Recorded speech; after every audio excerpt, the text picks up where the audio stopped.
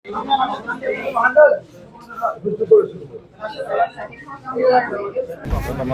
আপত্তি আছে গতিকে আপোনাক সকলোকে জনাইছোঁ সিদ্ধান্তটো আমি সলনি হোৱাটো বিচাৰিছোঁ।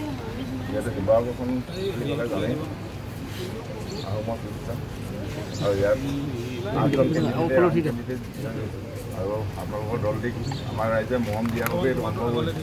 গতিকে তাৰ পিছত যদি আপোনালোকে আকৌ এগৰাকী জনজাতীয় মহিলা ইয়াত বিজয়ী হৈছে আপত্তি চাওক, এইবাৰ পূৰ্বতে এনেকুৱা হৈছিলে যে যিখন জিলাত যি জনগোষ্ঠীৰ পাৰ্টিকুলাৰলি দুটা জনগোষ্ঠী ৰিজাৰ্ভেশ্যন, কোনো জাতিভিত্তিক ৰিজাৰ্ভেশ্যন নাই। ৰিজাৰ্ভেশ্যনটো আছিলে অনুসূচিত জাতি বা অনুসূচিত জনজাতি। আৰু পূৰ্বতে দেখা পোৱা গৈছিলে যে য'ত অনুসূচিত জনজাতিৰ লোক বেছি আছিলে প্ৰত্যেকবাৰে সেই সুবিধাটো তেওঁলোকে পাই থাকে। এইবাৰ আমি চিন্তা কৰিলোঁ কি যে নহয়, তাত অন্য জনগোষ্ঠীও যাতে সুবিধা পায়, তাৰ কাৰণে কি কৰিলোঁ, যিমানবোৰ সংৰক্ষিত জিলা আছে যদি ধৰি লৈছোঁ যে আমাৰ অনুসূচিত জনজাতিৰ কাৰণে সংৰক্ষিত জিলাৰ কাৰণে হয়তো 8খন জিলাত হয়তো ৰিজাৰ্ভ আছিলে, আমি সেই 8খন জিলাৰ ভিতৰত আমি লটাৰীটো অনুষ্ঠিত কৰিছোঁ। বা অনুসূচিত জনজাতিৰ কাৰণে হয়তো 10খনত মানে জিলাত হয়তো তেওঁলোকে হয়তো প্ৰতিনিধিত্ব পাইছিলে, আমি 10খনৰ ভিতৰত লটাৰীটো কৰিছোঁ। আৰু লটাৰীটো কৰোঁতে সকলো ৰাজনৈতিক দলৰ উপস্থিতিত কৰিছোঁ, অন কেমেৰা কৰা হৈছিলে। আৰু এইখিনি কথা যিটো আমাৰ ছিষ্টেম, এই ছিষ্টেমটো কৰাৰ প্ৰাক মুহূৰ্তত বিভিন্ন ধৰণৰ টেকনিকেল বিষয়বোৰ চোৱা হৈছিলে, আইনগত দিশবোৰ চোৱা হৈছিলে। আৰু সেইখিনি সময়ত এই বিষয়টো লৈ পেলাই কোনো ধৰণৰ কাৰো আপত্তিটো অহা নাই। কিন্তু এইবাৰ আমাক যিহেতু বিশেষকৈ আমাৰ যি আহোম জাতীয় গণমঞ্চ অসম বা সদৌ অসম টাই ছাত্ৰ সন্থা বা টাই আহোম যুৱ ছাত্ৰ পৰিষদ বা আহোম সেনাই যিহেতু এই বিষয়টো উনুকিয়াইছে, গতিকে নিশ্চিত ৰূপত এই বিষয়টোনো কি আছে মই বিভাগৰ লগত আলোচনা কৰিলোঁ। এতিয়া মানে কথাটো হৈছে সাংঘাতিক ধৰণৰ চৰ্চা এটা হৈছে যে আহোমৰ পৃষ্ঠাত যদিও তেওঁলোকে ৰিজাৰ্ভেশ্যন বিচৰা নাই, তথাপিও 600 বছৰীয়া ৰাজত্বকালৰ এটা ইতিহাস আছে। আৰু আহোমৰ বুলি ক'বলৈ গ'লে এইখনেই একমাত্ৰ পৃষ্ঠান হিচাপে আছে। শিৱসাগৰৰ পৰাই জাতি গঠন প্ৰক্ৰিয়াটো আৰম্ভ হৈছিল। গতিকে তেওঁলোকে ডিপ্ৰাইভ হোৱা বুলি ক'ৰবাত নহয় ক'ৰবাত তেওঁলোকে ভাবিছে। গতিকে সেই নিশ্চয়তাটো এটা জনগোষ্ঠীক অসন্তুষ্ট কৰাৰ হোৱাটো উচিত নহ'ব। নহয়, মানে বিষয়টো ঠিক আছে, বিষয়টো আপোনাৰ যিটো এংগেল ঠিক আছে, কিন্তু এই বিষয়টো হৈছে কি, এই ৰিজাৰ্ভেশ্যনটো কাৰ কাৰণে? ৰিজাৰ্ভেশ্যনটো কোনো মৰাণ মটক বা আহোম বুলি ৰিজাৰ্ভেশ্যন নাই পঞ্চায়ত। আমাৰ যি আইনগত দিশ আছে, আইনগত দিশ হিচাপে যি ৰিজাৰ্ভেশ্যনটো আছে কি ST আৰু SC আৰু লগতে মহিলা। গতিকে এতিয়া ধৰক ক'ৰবাত কোনোবা জনগোষ্ঠীৰ হয়তো মানুহ বেছি থাকিব পাৰে, মই সেইটো অস্বীকাৰ কৰা নাই, স্বীকাৰ কৰিছোঁ। কিন্তু যিহেতু আইনগতভাৱে যিটো লিখা আছে, যিহেতু তাত ST সংৰক্ষণ বা SC সংৰক্ষণ কোনখন জিলা হ'ব সেইটো আধাৰত হয়। এতিয়া কোনোবা এখন জিলাত ধৰি লৈছোঁ মই কলিতা জনগোষ্ঠীৰ মানুহ বেছি আছে, এতিয়া সেইটোৰ কাৰণে কলিতা জনগোষ্ঠীৰ কাৰণে সংৰক্ষণ নহ'ব বা ঠিক তেনেকুৱাকৈ যদি অন্য জনগোষ্ঠীৰ কথা কওঁ। গতিকে বিষয়টো যিহেতু আমাৰ আছিলে ST SC, আগন্তুক দিনত যদি আমি জনগোষ্ঠী হিচাপে যদি সংৰক্ষণ থাকে তেতিয়া কথাটো সুকীয়া।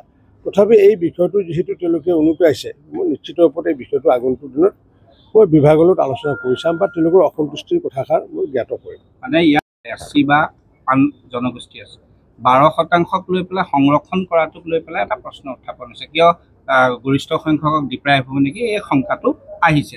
আৰু দ্বিতীয় কথাটো আপুনি কওক, আজিৰ ভ্ৰমণৰ চাওক, ইতিমধ্যে আমাক 28 লাখ যি ঘৰ প্ৰদান কৰিছিলে আমাক ভাৰত চৰকাৰে, আৰু 28 লাখ ঘৰৰ ভিতৰত ইতিমধ্যে আমি প্ৰায় 21 লাখ ঘৰ প্ৰধানমন্ত্ৰী আৱাস যোজনা আমি সম্পূৰ্ণ কৰিছোঁ।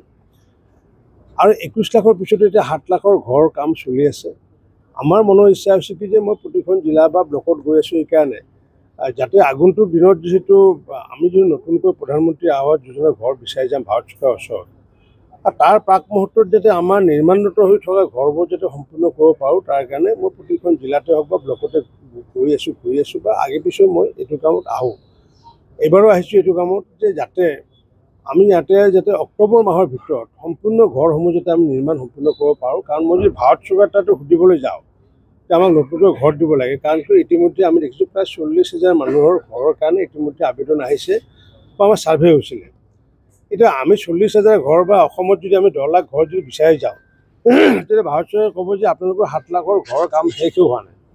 গতিকে সেইকাৰণে আমি যাতে ঘৰবোৰ যাতে শেষ কৰিব পাৰোঁ, 28 লাখ ঘৰ যাতে শেষ কৰিব পাৰোঁ, তাৰ কাৰণে আমি ইতিমধ্যে প্ৰতিখন জিলাত ভ্ৰমণ কৰি আহিছোঁ আৰু আজিৰ সভাত সিদ্ধান্ত লোৱা গৈছে যে অক্টোবৰ মাহলৈ যিহেতু 30 আমি 90টা দিন যিহেতু বাকী আছে, গতিকে অক্টোবৰ মাহৰ 31 অক্টোবৰৰ ভিতৰত আমি শিৱসাগৰ জিলাত যিমানবোৰ ঘৰ কমপ্লিট কৰিবলগীয়া আছে সেই ঘৰবোৰ আমি কমপ্লিট কৰাৰ সিদ্ধান্ত গ্ৰহণ কৰিছোঁ।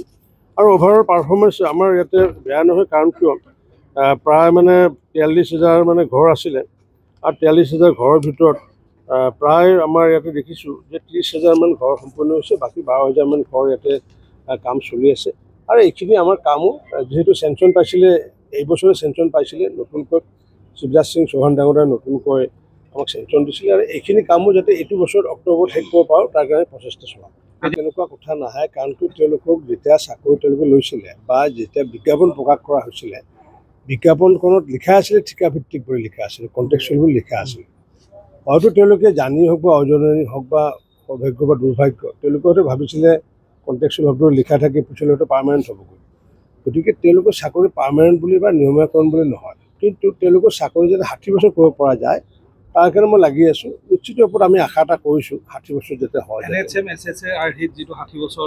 সেইটো নিয়মীয়াকৰণ নহয়, সেইটো নিয়মীয়াকৰণ নহয়, 60 বছৰত কৰিছে। আৰু আমাৰ তেনেকুৱা প্ৰায় 8,000 তেনেকুৱা ষ্টাফ আছে, যাৰ কাৰণে মই ব্যৱস্থা কৰিছোঁ। আৰু আপোনাক জনাবলৈ পাই মই গৌৰৱ অনুভৱ কৰিছোঁ যে মই প্ৰথমগৰাকী মন্ত্ৰী যে যিসকলৰ কথা মই চিন্তা কৰিছোঁ, কাৰণ কিয় এওঁলোকে আমাৰ দিনত এপইণ্টমেণ্ট হোৱা নহয়, কংগ্ৰেছ চৰকাৰৰ দিনতে এপইণ্টমেণ্ট হোৱা, কিন্তু তেওঁলোকক ইমান দুৰ্ভাগ্য, তেওঁলোকৰ কোনো প্ৰভিডেণ্ট ফাণ্ড নাছিলে।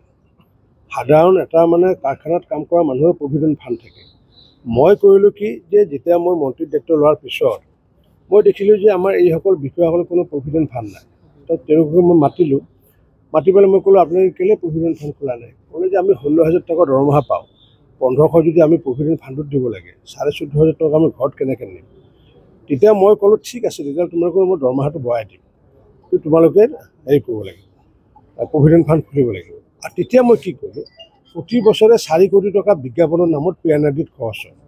এই যে আপোনালোকে ব্লকৰ সন্মুখত DC অফিচত জিলা পৰিষদত আগতে মন্ত্ৰীগৰাকীৰ যে ফটো আছিলে নহয়, এতিয়া ৰঞ্জিত দাসৰ ফটো ক'তো দেখা নাপায় নহয়, বা কোনো মেলা হাট বজাৰত আগে আগে কি কৰিছিলে, এক্সিবিশ্যন কৰিছিলে।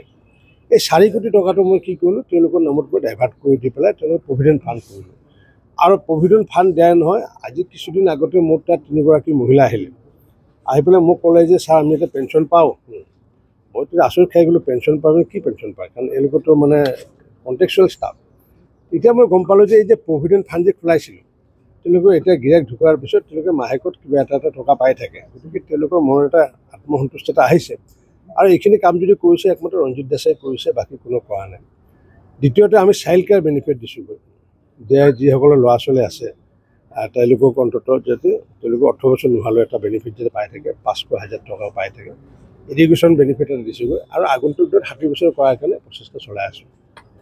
আজি জিলা পৰিষদৰ সভা এখন আছে ইয়াৰ পিছতে, আৰু জিলা পৰিষদৰনো কি হ'ব, কোনে কি সভাপতি হ'ব, উপসভাৰ নেতৃত্ব হ'ব, এইটো বিষয় লৈ পেলাই মোৰ খন্তেক পিছতে সভা আছে, আৰু সেই সভা হোৱাৰ পিছত তেওঁলোকৰ মতামতটো মই জানিবলৈ আহিছোঁ।